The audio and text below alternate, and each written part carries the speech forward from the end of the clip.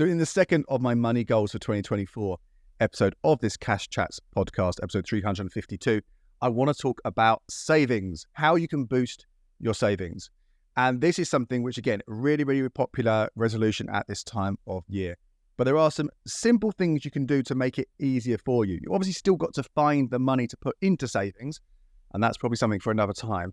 But this is here, I'm assuming here that every month you get paid, some of that cash you can put into a separate pot in order to mean you have some cash for whatever reason this year, whether that's an emergency fund or to pay for something that you know big that's coming along this year, or just generally just to get into that habit, which is a really good thing.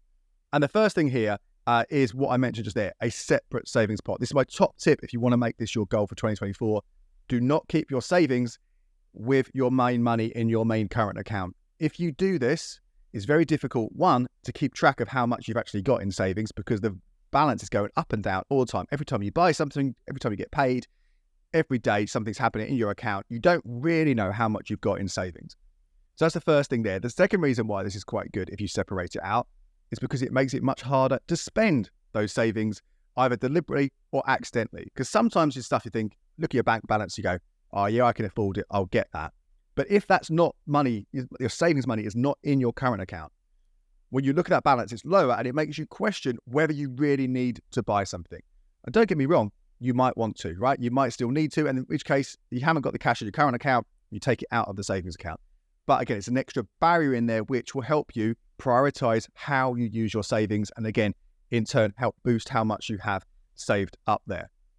Now, the next thing I want you to do, once you've set up that separate account, and I'm not going to go into detail here about those best options. I will, of course, let you know in a future episode of the pod or on my YouTube channel or over at becleverwithyourcash.com/savings.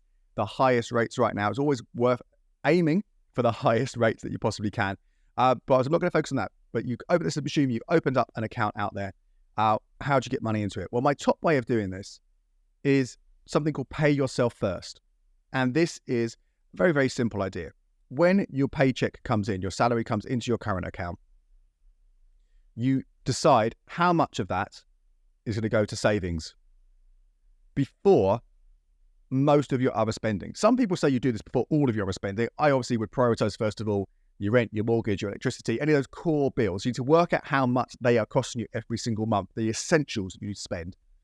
Allocate an amount to that, and then look at what's left. So your salary minus those essentials, what's left? Look at that chunk of cash and go, right, 25% of that, 50% of that, who knows? Depends how much you earn, depends how much what your target is, your goal is for savings.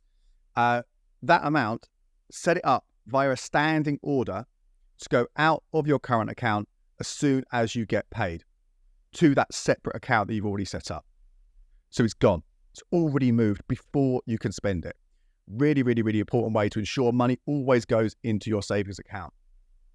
Because if you flip it the other way around and you get to the end of the month and you see what's left that you can put into savings, there's a good chance, obviously, that you've spent some of it on everyday expenses that have come along. So pay yourself first, move that money across. It's really going to make a difference. I say, but do this by a standing order. Very simple. You do this in your banking app or your online banking. You go in and you just set up a payment, and often they ask you to what makes a recurring payment, and you put in the date that wants to go out. That is a standing order. Okay, it will make it go out every single month on the same date. Now, if you get paid irregularly, the date can move. Then you might want to adjust the date for that accordingly. For example, if there's a bank holiday, could that get in the way? So you might want to maybe have it 2 or 3 days after payday. Just remember that you might feel particularly flush until that money comes out. So again, try not to spend that money, which you know in your mind, and then in that standing order, you have allocated to go towards your savings. So that might be enough. Every single month, you are saving cash. It is going out to this separate account that you have set up. If you want to add more to that, there are some automated ways that could helpfully boost this. And a lot of this is down to things you might have on your phone, some different apps. One of them is kind of an AI algorithm-led way of topping up savings. And this is via 2 different apps, Chip and Plum.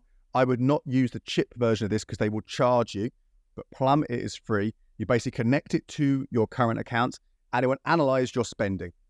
And it will look at what comes out most months, what comes out most weeks, and it looks at what comes in, and it'll work out that based on that, you probably could afford to send this amount over or that amount over. You can set different levels of how aggressive what you want it to be.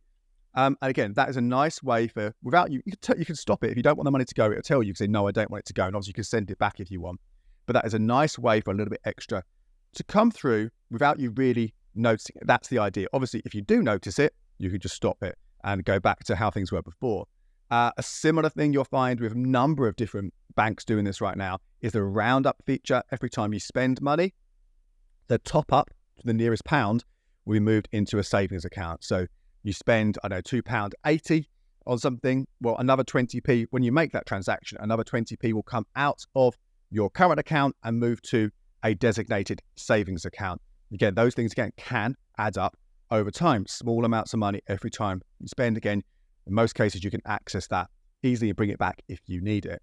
There's also one that I really, really like, which links in with Monzo. So you have to have a Monzo account for this. It's called If This Then That. And this is a way that you can essentially gamify saving. So you can have but some kind of action can take place. And when that action happens, money will move. So it could be, it's a more traditional savings challenge, where you save 1p on the first day, 2p on the second day, 3p on the third day, things like that, which in themselves, if you're doing it manually, can be a bit of a faff. But you can set it up with If This Then That and Monzo, that each day, this amount goes over. And so you don't have to do anything, but that money will gradually be added to a separate pot. You could do it if it rains and you connect it to your weather app. So your weather app says, it's raining where you are. And if it rains, money goes into your rainy day fund. You can even set up a kind of a penalty tax if you wish. And some of these you do have to set up on your own. And some of them there you can just pick and choose from ones that have already been established by other users. But let's say you shouldn't be going to McDonald's. And every time you go to McDonald's, you tax yourself, you fine yourself, I don't know, a couple of quid. So it's that kind of thing that money goes into your savings. If you've done something you shouldn't have done, that goes over there. So there's another great way. Again, all these little things can help you boost a little bit more into your savings pot as the year goes on.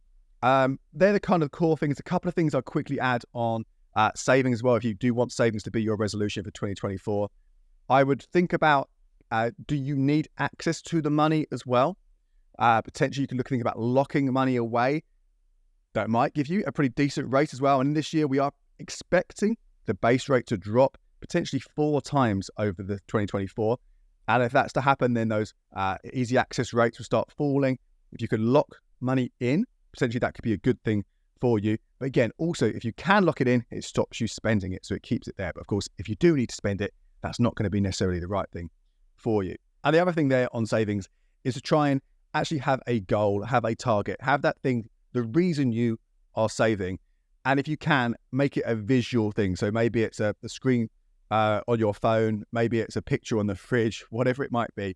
Something that when you see it, whatever it might be, a new car, a holiday, a house, that will help you decide whether you want to buy something when you're spending money, because you know, actually, I want it to go into savings instead. So having a goal which is achievable is really, really, really helpful. But do review these goals as well. If you have 1 goal, 2 goals, 3 goals, whatever it is, don't just think, I've got to stick with this throughout the entire year because that's what my goal was. Things change, right? You might get a pay rise, you might lose your job.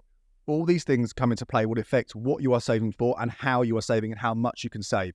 But certainly having them and then reviewing them throughout the year is really going to help. Remember, becleverwithyourcash.com/savings is a place to go for the latest best buy tables so you can get the highest interest rate across all the different savings accounts.